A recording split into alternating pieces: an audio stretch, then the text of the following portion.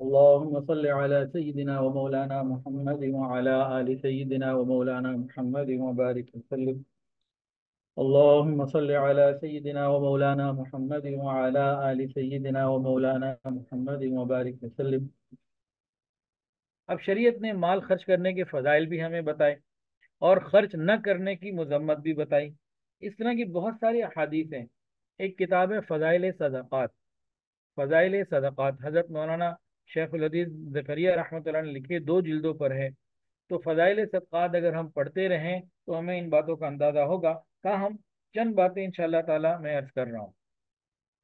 कुरान मजीद में सूरह बक़रा के अंदर आता है, व आतल माल अला हुब्बिही ज़विल क़ुरबा वल यतामा वल मसाकीन वब्न सबील वस्साइलिन फ़िर रिक़ाब व अक़ामुस सलाता व आतुज़ ज़कात। तफसीली आयत है, इसके अंदर फरमाया कि नेकी का असल कमाल तो यह है कि कोई शख्स अल्लाह की मोहब्बत में माल देता हो। किनको?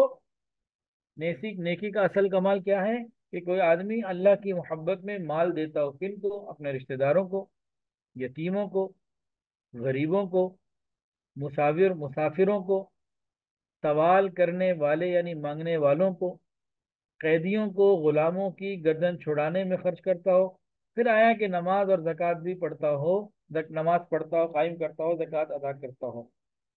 यहाँ ज़कात अलग मुस्तकिल जिक्र है, पॉइंट टू बी नोटेड। असल कमाल तो यह है कि कोई शख्स अल्लाह की मोहब्बत में माल देता हो, अपने रिश्तेदारों को, यतीमों को, गरीबों को, मुसाफिरों को, मांगने वालों को, कैदियों को, गुलामों को, उनकी गर्दन छुड़ाने में। और आगे क्या है? नमाज कायम रखता हो, ज़कात अदा करता हो। ज़कात के अलावा भी बहुत सारे फ़राइज़ हमारे ऊपर हैं। और कुरान मजीद में अल्लाह फरमाते हैं सूरह बक़रा में, व अनफ़िक़ू फ़ी सबीलिल्लाहि वला तुल्क़ू बिअयदीकुम इला तहलुका। तुम लोग अल्लाह के रास्ते में खर्च किया करो और अपने आप को हलाकत में ना डालो। यानी जो अल्लाह के रास्ते में खर्च नहीं करता, ये अपने आप को हलाकत में डालने के लिए तैयार कर रहा है। एक हदीस है, नबी अलैहिस्सलाम ने फरमाया, सुबह जब सूरज तुलू होता है, आफ्ताब तुलू होता है, तो उसके दोनों जानिब से फरिश्ते आते हैं दो, और आवाज देते हैं, या दुआएं करते हैं, या अल्लाह खर्च करने वाले को जल्दी बदल अता फरमा और खर्च न करने वाले के माल को जल्दी खत्म फरमा। जो अल्लाह के रास्ते में खर्च करता है, फरिश्ते उसके लिए दुआएं दे रहे हैं, या अल्लाह खर्च करने वाले का बदल जल्दी अता फरमा और रोक कर रखने वाले के माल को तबाह बर्बाद फरमा। एक हदीस के अंदर आता है, आसमान में 2 फरिश्ते हैं। एक और हदीस में, आसमान में 2 फरिश्ते हैं जिनका एक ही काम है। एक कहता रहता है, या अल्लाह खर्च करने वाले को बदल अता फरमा, या अल्लाह खर्च करने वाले को बदल अता फरमा, या अल्लाह खर्च करने वाले को बदल अता फरमा। और दूसरा क्या कहता रहता है? या अल्लाह खर्च न करने वाले को हलाक फरमा, उसके माल को तबाह फरमा। कोई दुआ कर रहा हो। तो जब हम अल्लाह के रास्ते में खर्च करते हैं तो अल्लाह हमें माल अता फरमाते हैं। अच्छा जी, माल खर्च करने के फवाइद। हम लोग ये समझते हैं कि माल खर्च करने से कम होता है। ये बात आज हम अपने दिमाग से निकाल दें कि माल खर्च करने से कम होता है। माल खर्च करने के माशरती फवाइद सुन लीजिए। ये मईशत के और इक़्तिसादियात के वो उसूल हैं जिसको शरीयत ने 1400 साल पहले बता दिया, और आज दुनिया की जदीद तरीन मईशत मईशत के जो निज़ाम है वो भी इस तक नहीं पहुंच सके, न पहुंच सकते हैं। इन्फाक से, माशरे से, नहीं, माल खर्च करने के माशरे को कौन से फवाइद मिलते हैं? पहला फायदा, माल चंद लोग, चंद खानदानों के हाथों में महदूद रहने के बजाय माशरे के तमाम अफराद में गर्दिश करता है और तमाम ज़रूरतमंद लोगों तक पहुंचता है। सर्कुलेशन ऑफ मनी बहुत बढ़ जाती है। और जिस मुल्क में, जिस जगह पे सर्कुलेशन ऑफ मनी बहुत ज़्यादा हो, वहाँ फिर तरक्की जो है ना बड़ी तेज़ी से होती है। तो माल खर्च करने के माशरती फ़वाइद क्या हैं? कि माल चंद लोगों में, चंद ख़ानदानों के बजाय माशरे के तमाम अफराद में गर्दिश करता है और तमाम ज़रूरतमंद लोगों तक पहुँचता है। दूसरा फ़ायदा, जब ज़रूरतमंद लोगों की ज़रूरियात मालदारों से पूरी होती हैं तो इनके दिलों में माल वालों की मोहब्बत आती है, और वो माल वालों से हसद, नफरत, कीना रखने के बजाय मोहब्बत करते हैं, उनके मुहाफिज बनते हैं, उनके मफाद के रखवाले बन जाते हैं। जब अमीर लोग, जब मालदार लोग ज़रूरतमंदों की ज़रूरियात को पूरा करते हैं तो उन जरूरतमंद और गरीब लोगों के दिलों में इन माल वालों की मोहब्बत आती है। और जब मोहब्बत आती है तो हसद खत्म, नफरत खत्म, कीना खत्म, बल्कि मोहब्बत वो करने वाले होते हैं, वो जान देने वाले बन जाते हैं, उनके मफाद के रखवाले बन जाते हैं। दो तरफा मोहब्बत का एक अजीम निज़ाम कायम होता है जब मालदार जरूरतमंद की जरूरत को पूरा करे। तीसरा फायदा, अफराद माशरा के दिल में, माशरे के लोगों के दिलों में, रहने वाले लोगों के दिलों में माल की मोहब्बत और जमा करने का शौक खत्म हो जाता है। तो जिसकी वजह से सखावत, फयाजी, ये सिर्फ में इजाफा होता है, और माशरे के लोग एक दूसरे के मददगार बनते हैं, जिसकी वजह से बहुत सारी गुनाह, बहुत सारी बीमारियां और लॉ एंड ऑर्डर के बहुत सारे मसले पैदा ही नहीं होते। चौथा फायदा, जब सब अफराद माशरे के एक दूसरे को अपनी जान से, माल से नफा पहुंचाते हैं, तो माशरे में मोहब्बत, इसार, खैर ख्वाही, हमदर्दी, एक दूसरे के काम आने वाली सिफात में इजाफा होता है, और कुर्बानी के अजीम अजीम नक्शे कायम होते हैं, और माशरा एक तरक्की के राह पे तेजी से चलता है। पांचवा फायदा क्या होता है? ये फायदा असल में हमारे काम का है। हम जरा ये वाले फायदे पे ज्यादा खुश होते हैं। तो पहले चार फायदे ऐसे हैं जो इस फायदे से ज्यादा अजीम और बड़े हैं, हमें इसकी समझ नहीं है। हम इस पांचवें फायदे पे अभी बड़े खुश हो जाएंगे। माल खर्च करने के माशरती फायदे। नंबर 5, खर्च किया हुआ माल कम से कम 10 गुना बढ़कर दुनिया में मिलता है, और 70 गुना इंशाल्लाह आखिरत में मिलेगा। और अल्लाह चाहते तो और बढ़ा देते हैं। वल्लाहु युज़ाइफु लिमन यशा। अल्लाह जिसके लिए चाहते हैं और बढ़ा दें। जब इंसान माल खर्च करता है ना अल्लाह के रास्ते में, तो नबी करीम सल्लल्लाहु अलैहि वसल्लम ने इरशाद फरमाया, कसम खा के फरमाया कि सदका देने से माल कम नहीं होता। आप देते चले जाएं, आता चला जाएगा, देते चले जाएं, आता चला जाएगा। कभी हमें कारोबार में मंदा महसूस हो ना ताजिरों को, वो अल्लाह के रास्ते में माल खर्च करना बढ़ा दें, आना कारोबार बढ़ जाएगा। तो ये जो फायदा आपको बताया ना, जिसे जो हमें सबसे अच्छा लगता है कि माल खर्च करने से 10 गुना बढ़ के मिलेगा, ये इन्वेस्टमेंट है जनाब, ये सबसे कम फायदा है। असल फायदे ऊपर के हैं, आपस में जो जोड़ होती है, मोहब्बत होता है, ताल्लुक होता है, उसी का मजा है। अब उसकी भी जरा मिसाल ले लीजिए। मुसलमान अगर इन्फाक फी सबीलिल्लाह की आला शक्लें इख्तियार कर ले तो उसको कितना फायदा होगा, तसव्वुर भी नहीं कर सकता। इसकी मिसाल क्या है? देखें भाई, हर इंसान अपने बीवी बच्चों पे खर्च करता है। बीवी बच्चे कौन? घर के कमजोर लोग। अब ये अपने बीवी बच्चों पर जो घर के कमजोर अफराद हैं माल खर्च कर रहा है, इसके नतीजे में बेनिफिट्स कितने ले रहा है? आज तक कभी किसी ने इसकी कीमत लगाई है कि कोई खाविंद अपने बीवी बच्चों पर जो खर्च कर रहा है वो क्या उसकी मिकदार है, और उस खर्च के बदले में उसको रिप्लाई जो वापसी में रिटर्न आ रहा है इन्वेस्टमेंट का, वो क्या है? उसकी कभी किसी ने कीमत नहीं लगाई जनाब। जब खाविंद अपने घर पे बीवी बच्चों पे खर्च करता है तो बीवी उसकी खिदमत करती है, खाना बनाती है, कपड़े धोती है, उसके बच्चों को पालती है, उसका बेटा उसके सारे काम करता है, खिदमत देता है, अंजाम देता है। उसकी बेटियां उसकी खिदमत करके उसे कितने माली फवाइद मुहैया करते हैं। जब जिसका दिल चाहे अंदाजा लगा ले कि मालूम होगा कि हमने अपने बीवी बच्चों पर कम खर्च किया और उसे कई गुना ज्यादा मिल गया नकद। और बुढ़ापे में जो बीवी बच्चे काम आएंगे वो अलग। हम सिर्फ देखते हैं कि पैसे से पैसा आए, नहीं भाई। अगर हम कभी इसी मिसाल पे गौर करें कि हम अपने बीवी बच्चों पर जो खर्च करते हैं, उसके रिटर्न में हम उनसे क्या ले रहे होते हैं, वो बहुत ज्यादा होता है जो हम खर्च कर रहे होते हैं। जिस तरह घर के कमजोर अफराद की माली जरूरत पूरी करके उनकी खिदमत करना इस्लाम ने साहिब खाना के जिम्मे लगाया, इसी तरह इस्लाम ने माशरे के तमाम कमजोरों की माली जरूरियात का पूरा करना मालदारों के जिम्मे लगाया। अब मसारिफ इन्फाक क्या है, खर्च करने की जगह कौन सी है? हर मुसलमान को ये तय करना चाहिए कि अपनी कमाई में से कुछ हिस्सा अपने ऊपर खर्च करे और कुछ अल्लाह के रास्ते पे खर्च करे। आज हमारी हालत ये है कि अगर कमाई ज्यादा हो रही है तो कारून की तरह खजाना बढ़ा रहे हैं या फजूल खर्चियों में लगा रहे हैं। तो हमें ये चाहिए कि हम अपने लिए अगर घर बनाएं तो बेघरों के लिए भी घर बनाएं। कुछ सादा और मामूली रोटी अगर खा रहे हैं तो कुछ भूखों के लिए भी कुछ बचाएं। और अपने घरों की शादियां कम से कम खर्च करके दूसरों की बच्चों की शादियों की भी फिक्र करें, फिर हमारे काम बनेंगे। आज हमारे माशरे में जो लोग खर्च भी करते हैं ना, तो ज्यादा से ज्यादा सिर्फ जक़ात की बात करते हैं।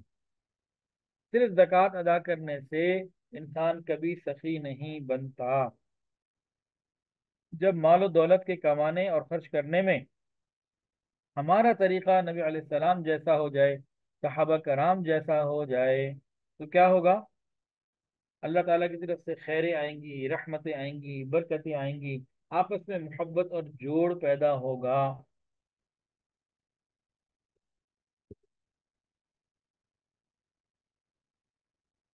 अब तीन अहम मसारिफ हैं जहाँ पे इंसान को खर्च करना चाहिए। पहली बात, पहला मसरफ कौन सा है? इंसान अपनी जाती और अपने घर वालों की ज़रूरियात पर खर्च करे। हदीस के अंदर आता है कि इंसान जो दिरहम अपनी बीवी पे खर्च करता है, वो बाकी दूसरे तमाम अमाल से आगे बढ़ जाता है। तो सबसे पहला खर्चा कौन सा है जी? जाती अहलो अय्याल की ज़रूरत। ये ज़रूरत किसकी है? हम लफ्ज़ बोलते हैं ज़रूरत। ज़रूरत ज़रर से है, ज़रूरत ज़रर से है, यानी वो चीज़ जिसके न होने से ज़रर यानी नुकसान हो। ज़रर कहते हैं नुकसान को। ज़रूरत ज़रर से है और ज़रर कहते हैं नुकसान को। ज़रूरत का क्या मतलब? वो चीज़ जिसके न होने से ज़रर होता हो यानी नुकसान होता हो। इंसान की पांच बुनियादी ज़रूरियात हैं।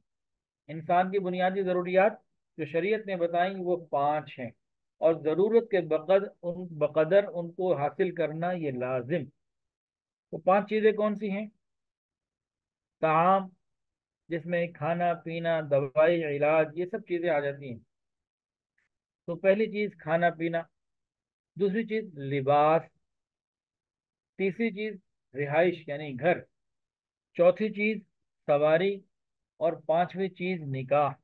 ये पांच चीजें हर इंसान की बुनियादी जरूरत हैं, और इनको पूरा करना ये इस्लाम ने इनकी ड्यूटी लगाई और इसको इबादत बना दिया।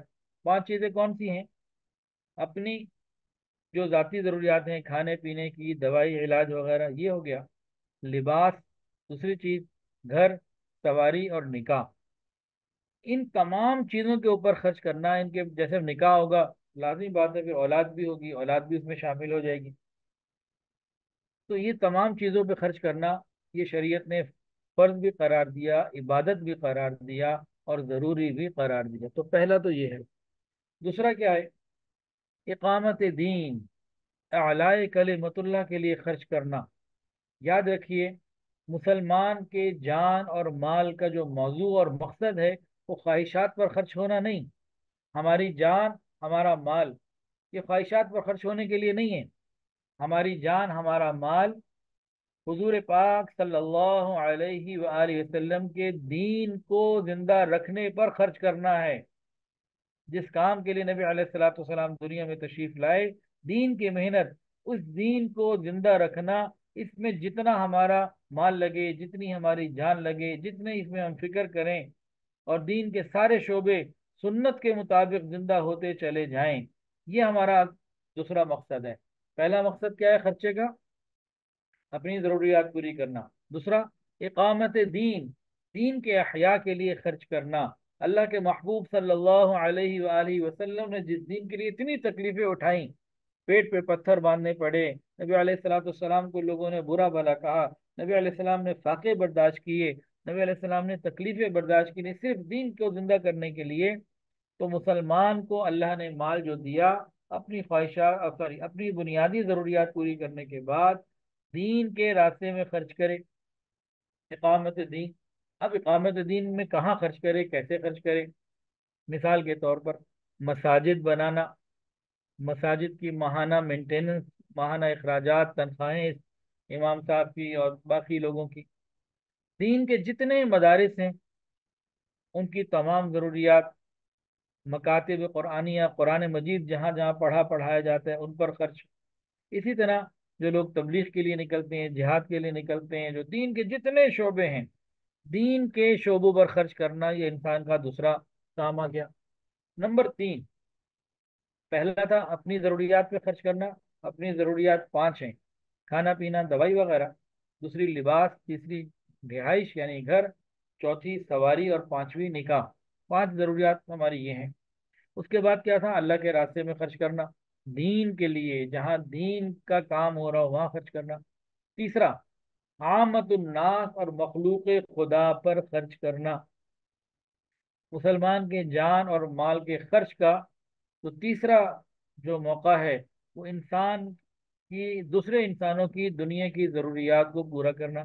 अब इसमें दर्जा बदर्जा वालिदैन, बहन भाई, रिश्तेदार, पड़ोसी, मेहमान, मुसाफिर, आम मुसलमान, उम्मत के कमज़ोर लोग, कमज़ोर तबकात, यतीम, बेवा, गरीब, मिस्कीन, बीमार, हत्ता के हैवान यानी जानवर भी। तो ये तीन बेहतरीन तरीके नबी अलैहिस्सलाम ने बताए, अल्लाह ने बताया, अल्लाह के महबूब ने बताए। अपनी ज़रूरियात पर खर्च करना, अल्लाह के दीन पे खर्च करना, और अल्लाह की मखलूक पर खर्च करना। अब खर्च करने की मिकदार क्या हो, ये अपना अपना सबका हौसला और सबकी अपनी अपनी हिम्मत है। हम इस मिकदार को बात करेंगे नबी अलैहिस्सलाम की ज़िंदगी में मुख्तलिफ मिसालों से। माल खर्च करने की मिकदार क्या हो, तो नबी अलैहिस्सलाम की ज़िंदगी और सहाबा की ज़िंदगी से तो ये मालूम होता है कि माल अपने पास रखने की चीज़ ही नहीं, जहां तक मुमकिन हो माल को दूसरों पर खर्च कर दें। लेकिन जब इंसान खर्च करता है तो अल्लाह ताला की तरफ से पीछे आ रहा होता है। अल्लाह ताला कुर्बानी मांगते हैं लेकिन लेते नहीं है। जो खर्च करेगा अल्लाह उसको उससे ज्यादा अता फरमाए। अच्छा जी, अब माल खर्च करने की मिकदार सहाबा की जिंदगी में देखें तो उसका पहला दर्जा है ईसार। अपनी जरूरत को कुर्बान करना और दूसरे की जरूरत पूरी करना। ईसार किसे कहते हैं? अपनी ज़रूरत को कुर्बान करना, दूसरे की ज़रूरत को पूरी करना। इसकी मिसाल हज़रत अबू बकर सिद्दीक रज़ी अल्लाह तआला ने सब कुछ ले आए, हर चीज़ दे दी। दूसरा, आफ़ दरगुजर। आफ़ आफ़ वो क्या है? ज़रूरत से जायद आमदनी को दूसरे पर लगाना, अपनी ज़ाती ज़रूरत पूरी करके बस बाकी सब दूसरों पे लगा देना। इसकी मिसाल हज़रत अबू दर गिफ़ारी रज़ी अल्लाह तआला अन्हु, अपनी जायद ज़रूरत को बड़ा महदूद पूरा करके जो एक्स्ट्रा माल होता सब दूसरों पे लगा देते। तीसरा दर्जा क्या है? निस्फ, आधा, 50%। आधा माल अपने पर लगाना, आधा दूसरों पे लगाना। ये तीसरा दर्जा है साहबा में। जैसा उम्र फारूक रजी अल्लाह ताला अन्हो एक मौके पर आधा माल लिया है, फरमाया, अर्ज किया, या रसूलल्लाह निस्फुल ली व निस्फुल्लाह, आधा मेरे लिए आधा अल्लाह के लिए। चौथा दर्जा क्या है?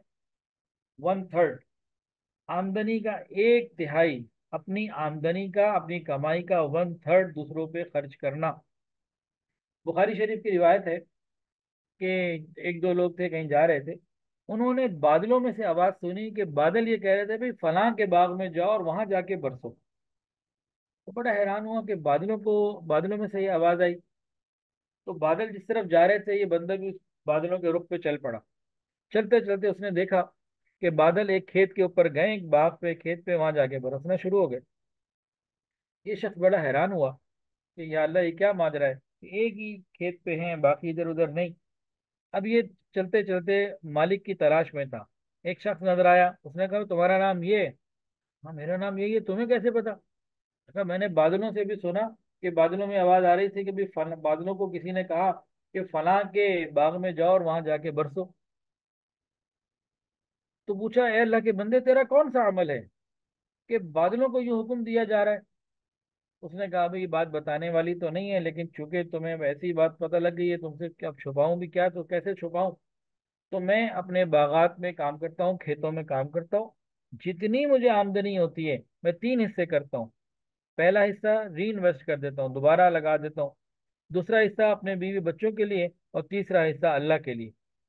तो इंसान वन थर्ड अल्लाह के रास्ते में खर्च करे तो यूं गैब से मदद आती है। अच्छा, पांचवा दर्जा कौन सा है? कि इंसान अपनी आमदनी का 10वां हिस्सा दूसरों पर लगाए। अपनी आमदनी का 10वां हिस्सा दूसरों पर लगाए। छठा हिस्सा क्या है? हस्बे इस्तिताअत, जिसे हम हस्बे तौफीक कहते हैं, कि हस्बे तौफीक दूसरों पे खर्च करें। सातवां आखिरी सबसे कम तरीन दर्जा क्या है? जक़ात देना। ये 7 दराजात हैं माल खर्च करने के। पहला ईसार, क्या मतलब? अपनी ज़रूरत को कुर्बान कर देना, दूसरे की ज़रूरत पूरी कर। दूसरा आफ, ज़रूरत से जायद आमदनी को दूसरे पे लगाना। तीसरा निस्फ, आधा माल दूसरों दीन पे लगाना, लोगों पे लगाना। चौथा वन थर्ड, आमदनी का 1/3 लोगों पर खर्च करना। पांचवा 10वां हिस्सा खर्च करना। अगर आप लाख रुपए महीना कमाते हैं तो 10,000 रुपये खर्च करें। और छठा हस्बे तौफीक। और सातवां कम से कम जक़ात और उशर। अब इसमें जो है ना, क्या किया जाए, कौन सा दर्जा हम इख्तियार करें? अगर कोई ये राय ली जाए तो मैं ये राय देता हूँ लोगों को कि आमदनी का 10वां हिस्सा लगाएं या 5वां हिस्सा लगाएं। सेल का नहीं, सेल की बात नहीं है, प्रॉफिट की। अखराजात माइनस करके जो प्रॉफिट है, जक़ात तो देनी देनी है। अदर देन जक़ात, जक़ात से हट कर इंसान 10वां हिस्सा अल्लाह के रास्ते में खर्च करे तो बहुत अच्छा। नहीं तो चलो 5% ही करे, लेकिन ये जक़ात के अलावा का है। वन थर्ड और आधे वाली बात आजकल के ज़माने में नहीं कही जाती, वो बहुत मुश्किल हो जाती। अच्छा, माल खर्च करने की 5 सूरतें हैं। पहली सूरत तो यह है सदका करना, अल्लाह के रास्ते में सदका दे देना। दूसरी सूरत किसी को कर्जा दे देना, कोई मजबूर है, कोई गरीब है, उसको कर्जा दे देना। तीसरी चीज है हदिया करना, ये तीसरे नंबर पर है। पहला नंबर सदका, दूसरा कर्ज, तीसरा लोगों को हदिया देना। और चौथी चीज है माल को वक्फ कर देना, मस्जिद के लिए, मदरसे के लिए। पहले जमाने में जो मदारिस होते थे, ये सारे के सारे वक्फ की जायदादों से चलते थे। और आज इस वक्त दुनिया में बेशुमार ऐसे चर्च हैं, बेशुमार ऐसे यहूदियों के सिनेगॉग हैं, बेशुमार ऐसे हिंदुओं के मंदिर हैं, और गैरों की इबादतें, कितनी इबादत गाहें कितनी ऐसी हैं जो इंडोवमेंट पे चल रही होती हैं, वक्फ प्रोजेक्ट पे चल रही होती हैं। मुसलमानों में ये चीज़ अब खत्म हो गई, पहले ज़माने में बहुत थी। अंग्रेज जब यहाँ पे आया तो उसने क्या किया, जितने मस्जिद मदरसे यहाँ थे उन सब के साथ जागीरें थी, अंग्रेज ने उन तमाम जागीरों को सरकारी तहवील में लिया, मदारिस का गला घोटने की कोशिश की। तो इस जमाने में वक्त की सूरत हाल होती थी, जिसने मस्जिद मदरसा बनाया साथ जागीर साथ दे दी, कोई जगह जायदाद, कि चलो जी सिलसिला चलता रहे, उसमें बहुत सारी बरकतें होती हैं। और पांचवी चीज वसीयत वगैरह, वसीयत के जरिए माल खर्च करना। तो इंफाक की 5 सूरतें हैं: सदका करना, कर्जा देना, हदिया देना, अपनी चीज़ों को वक्फ कर देना, और वसीयत करके गरीबों को, कुछ लोगों को, मदरसों को या इस तरह यतीम खानों को चीज़ें पहुंचाना। तो ये चंद बातें थी आज इन्फाक फी सबीलिल्लाह से मुताल्लिक। अगर हमारा मिजाज अल्लाह के रास्ते में खर्च करने का बन जाए, आज के सारे बयान की जो समरी है वो यूं बनेगी इंशाअल्लाह ताला, कि अगर हमारा मिजाज अल्लाह के रास्ते में खर्च करने का बन जाए शरीयत के मुताबिक, तो हमें कई फायदे होंगे। नंबर 1, हमारा माल बढ़ेगा, कम नहीं होगा। देखने में जा रहा है कि कम हो रहा है, लेकिन ये बढ़ेगा। और ये कम तरीन फायदा है, जिसको हम आला तरीन समझते हैं, कम तरीन फायदा है। इससे ज्यादा फायदा क्या होगा? माशरे के तबकात में जोड़ होगा, मोहब्बत होगी, ताजिर को मजदूर से, मजदूर को ताजिर से उल्फत और मोहब्बत होगी, दोनों एक दूसरे के मुहाफिज बनेंगे। मोहब्बत और कुर्बानियों के अजीम जज्बे देखने में आएंगे, जैसे सहाबा के जमाने में थे। वो क्या थे? जंग यरमुक का वाकया है। एक साहब कहते हैं कि मुझे एक तरफ से आवाज आई, अल आतश, अल आतश, पानी पानी, प्यास प्यास। कहते हैं मेरे पास मशकेजा था, तो मैं तेजी से उस जख्मी की तरफ बढ़ा, वो जो मुसलमान जख्मी था। तो मैं करीब गया तो उसके तो खून इतना बह चुका था, डिहाइड्रेशन बहुत ज्यादा हो चुकी थी। अब मैं उसको पानी पिलाने के लिए पानी उसके लबों के करीब किया, तो एक और आवाज आई, अल आतश, अल आतश, प्यास प्यास। तो इस बंदे ने, जो जमीन पे गिरा हुआ है, खून बेशुमार बह चुका है, प्यास की शिद्दत है, इस वक्त में अपने होठ बंद कर लिए, अपने होठ बंद, कहा, उसको इशारा किया उधर जहां से अब आवाज आई। ये पानी लेके वहां पहुंचे तो वहां भी जख्मी जमीन पे पड़ा हुआ था, जिस्म से खून बह चुका था बहुत ज्यादा। अब ये उनको पानी पिलाने ही लगे तो एक और जख्मी की आवाज आई, अल आतश, प्यास प्यास प्यास। इस दरमियान वाले ने भी अपने होठों को बंद कर लिया, और इशारा किया कमजोर से इशारे से कि उधर जाओ। कहते हैं मैं दौड़ा हुआ तीसरे के पास गया। अभी मैं वहां पहुंचा ही हूं तो मेरे पहुंचने से पहले उनका इंतकाल हो चुका, वो शहीद हो चुके। कहते हैं मैं दौड़ता दौड़ता वापस दरमियान वाले के पास आया तो उनका भी इंतकाल हो चुका। मैं तेजी से सबसे पहले की तरफ आया तो उनका भी इंतकाल। एक दूसरे के लिए मोहब्बतें, कुर्बानियां, मरते वक्त भी दूसरे के ऊपर कुर्बान हो जाना, ये कब होगा? जब हम इन्फाक फी सबीलिल्लाह का जायका चख लेंगे। ये एक अजीब लज्जत है, मोहब्बत है, एक सरशारी है। हमें माल जमा करने का मजा तो है, लेकिन माल खर्च करने का मजा नहीं लगा। जब हमें माल खर्च करने का मजा लग जाएगा अल्लाह ताला की रजा के लिए, अल्लाह के हुक्म के मुताबिक, फिर हम आपस में इतनी मोहब्बतें देखेंगे जो हमारे माल से हम बहुत ज्यादा होंगी, जो हम माल से नहीं खरीद सकते। आज कोई भी अमीर आदमी अपने गोदाम में, फैक्ट्री में 1,000 क्या 10,000 मुलाजिम रख सकता है, लेकिन उन 10,000 के दिलों को जीतने के लिए वहां अल्लाह के रास्ते में माल खर्च करना, वो नहीं होता। तो क्या किसी दुकानदार का नुकसान हुआ, किसी फैक्ट्री में नुकसान हुआ, आग लग गई, स्टाफ ने कहा चलो अच्छा हुआ, जान छुट्टी हमारी भी, इसके साथ ऐसे ही होना चाहिए। आजकल ये रवैया है। लेकिन अगर हम अल्लाह के रास्ते में माल खर्च करने वाले बने तो इतनी मोहब्बतें जमा करें, इतनी मोहब्बतें जमा करें जो सारी दुनिया के खजाने खर्च करके नहीं आ सकती थी, वो शरीयत के निज़ाम पर अमल करने से आ जाएंगी। और ऊपर से मजीद ये कि जो माल हम खर्च करते हैं अल्लाह उसका बदल अता फरमाएंगे। तो अल्लाह रब्बुल इज्जत ने तो हमें ये बात दे दी। तो इंसान का मिजाज क्या है, मेरा और आपका मिजाज क्या है? जब हम लोगों से लेने वाले होते हैं तो लोग हमसे दूर होते हैं, या कोई लोग हमसे मफाद लेने वाले होते हैं तो हम उनसे दूर हो जाते हैं, कटते हैं। लेकिन जो हमें नफा पहुंचाएं हम उनके करीब हो जाते हैं।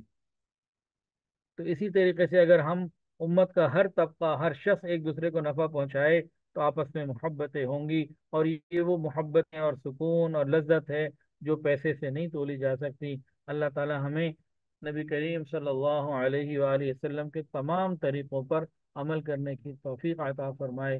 वाखिर दावाना अनिल हम्दुलिल्लाहि रब्बिल आलमीन।